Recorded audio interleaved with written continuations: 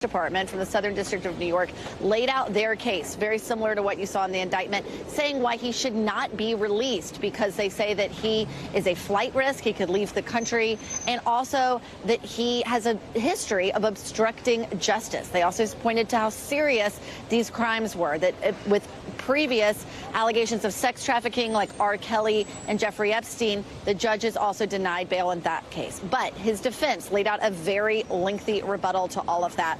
We heard them say that this is different from Jeffrey Epstein and R. Kelly because there are no minors being alleged in the indictment here. They also say that these acts were consensual, and they point to victim number one, who's named over and over again, who they say is someone within a 10-year relationship with Combs that was toxic but consensual. They said that this person actually tried to sell this same story as book rights to Combs to try to get it out of the media's eye, but instead, when he refused, then this civil lawsuit came up.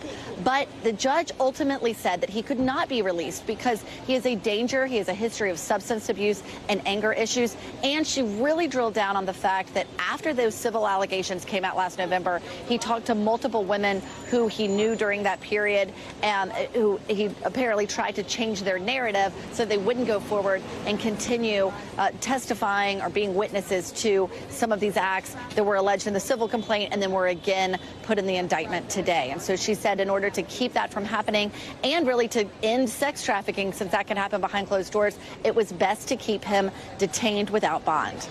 Right. This has just went from bad to worse for Sean Combs, a.k.a. Puff Daddy, a.k.a. Diddy, as more details have now surfaced, and he is facing 15 years to life, and his bail has been denied as they reopened and unsealed his case that was originally sealed. And they're citing the reason being is that he had contact with multiple women trying to convince them to change their stance, and he is indeed a flight risk. We know he's a multi-millionaire. There was even reports that he offered $50 million to the judge to allow him to be released on bond, on bail. And the judge refused and stated that these ex-trafficking situations can still be held as he's a free man, and they want to protect the victims in this case. This is not looking good for Sean Combs, a.k.a. Diddy, a.k.a. Puff Daddy. I don't know who he upset at the top, but he clearly upset somebody at the top.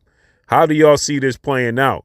Do you think he gets the 15 years to life or he gets set free? Drop a comment below. Let me know what y'all think. Follow me on Instagram.